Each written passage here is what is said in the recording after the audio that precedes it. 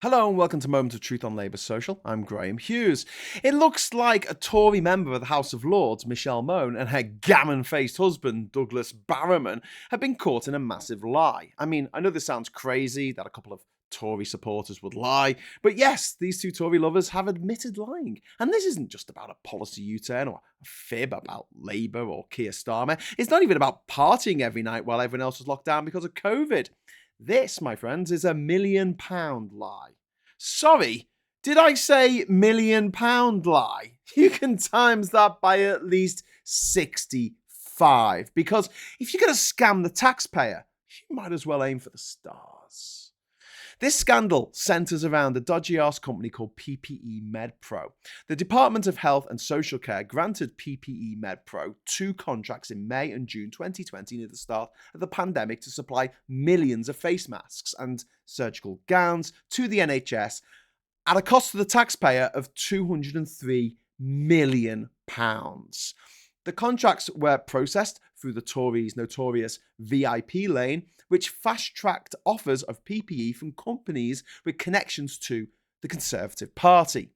The Department of Health and Social Care is currently suing PPE MedPro for the full return of the $122 million it paid for the surgical gowns it could never use, as they were single rather than double wrapped in polythene bags, and they did not include a number indicating which body had performed the CE mark accreditation.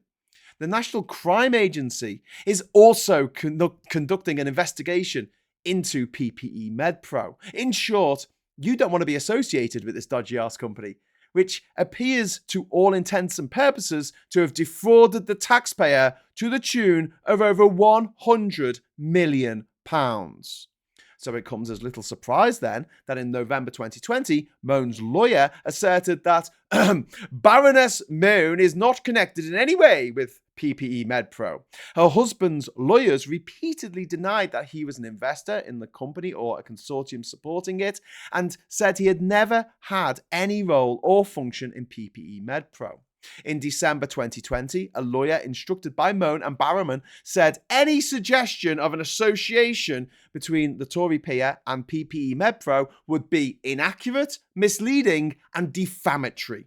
And in February 2022, Mone's lawyer wrote that the Guardian newspaper had been placed on notice on numerous occasions of our client's position in relation to PPE MedPro. She has no involvement in the business. She has never had any role or function in PPE MedPro, nor in the process by which contracts were awarded to PPE MedPro. Yet today, a representative for the couple and MedPro said, and I quote, "The UK government was fully aware of Baroness Mone's involvement. Like many other peers and MPs on the high priority lane, she acted as an intermediary stroke liaison between PPE MedPro and the Cabinet Office stroke Department of Health and Social Care."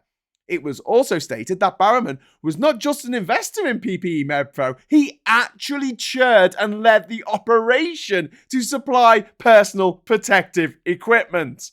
Last November, The Guardian reported that leaked HSBC bank documents indicated Barrowman was paid at least £65 million from PPE MedPro's so-called profits, and he then transferred £29 million of that into a trust for Mone and her 3 adult children.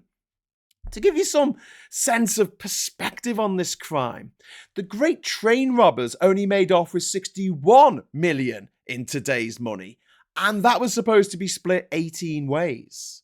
If you'd like to know something of the calibre of Michelle Mone, her first vote in the House of Lords was to vote against a motion to delay government cuts to tax credits of around £1,300 a year for 3 million low-income families. Mone responded to the controversy by tweeting that people should not look for excuses for their own poverty. What did this pair of pandemic profiteers do with their massive finder's fees fiddled out of the taxpayer in a time of unprecedented crisis? Well, we know they bought a yacht, the Lady M, 40 foot, and we also know that they went on what has been deemed a buying blitz of incredibly expensive Victorian properties in Glasgow. I have little doubt that the dodgy PPE Moan and her husband made a tidy profit out of cost the lives of healthcare professionals not supplied with the right kit in the middle of a pandemic. And yet they lied and lied and lied again about having any involvement in the matter. How much more of this are you willing to take?